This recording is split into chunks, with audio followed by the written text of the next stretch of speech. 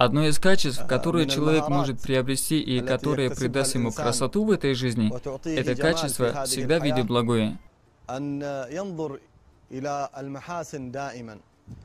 Будь прекрасен, и существующий мир будешь видеть прекрасным. Человек может надеть черные очки, и он будет видеть мир в черном. Если оденет зеленые очки, то ему мир покажется зеленым. Какого бы цвета очки он ни надел, то мир он будет видеть именно в таком цвете. На одном из циклов лекций, которые мы проводили раньше, касающиеся брака и отношений между мужем и женой, так вот, на этой лекции мы устроили неожиданный эксперимент для участников. Это было забавное упражнение, но оно имело в себе прекрасный аспект. Мы попросили присутствующих, там были мужчины и женщины, взять лист бумаги, и у них было всего лишь 2 минуты. Каждый должен был остановиться по истечении 2 минут. Мы хотели, чтобы они написали в течение этих 2 минут 10 недостатков. То есть, чтобы жена написала 10 недостатков своего мужа, а муж 10 недостатков своей жены. Так вот, мы начали с именем Аллаха, и, маша Аллах, все присутствующие активно стали писать. Большинство из присутствующих записали недостатки в течение 2 минут, и они могли написать больше. Когда время прошло, мы попросили каждого перевернуть лист бумаги. Мы не собирались собирать бумаги и раскрывать содержимое в ней, так как это их личное. Затем мы попросили сделать наоборот. У них было 2 минуты, чтобы написать свои недостатки по отношению к супругу. То есть мужчинам надо было перечислить свои недостатки по отношению к женам, и женщинам записать свои недостатки по отношению к мужьям. Начали с именем Аллаха, и у них было 2 минуты. Я смотрел на присутствующих, и каждый, держа ручку, находился в затруднении, не зная, что писать. Никто в основном не смог написать 10 недостатков. Никто не смог написать даже 5. Только один человек написал 2 или 3 недостатка. Большинство остальных ничего не смогли написать.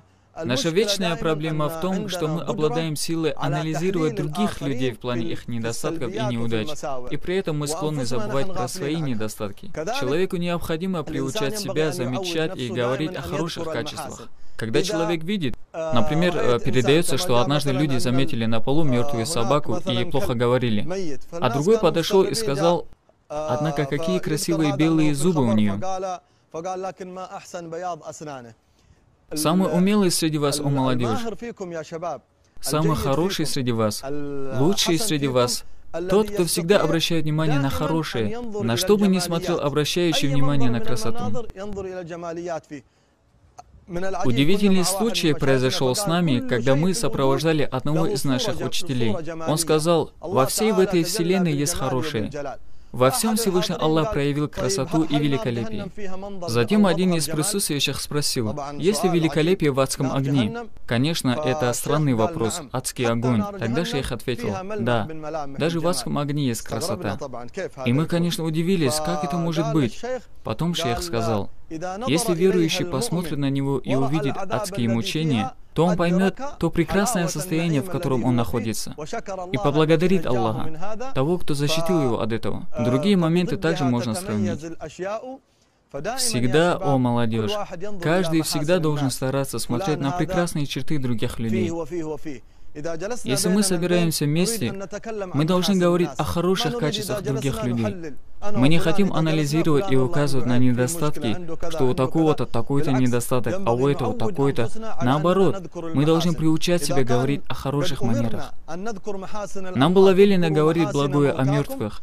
Поминайте мертвых добрым словом. Поэтому, выполняя это, гораздо лучше говорить благое и о живых. Это очень, очень, очень легко делать.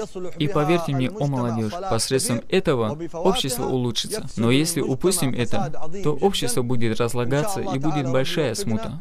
Инша Аллах, да поможет нам Аллах всегда видеть благое. Я хочу, чтобы каждый из вас попробовал так поступать. Сегодня среда. Каждый из вас должен попытаться. С сегодняшнего дня до следующей среды замечать все хорошее в окружающих тебя людях.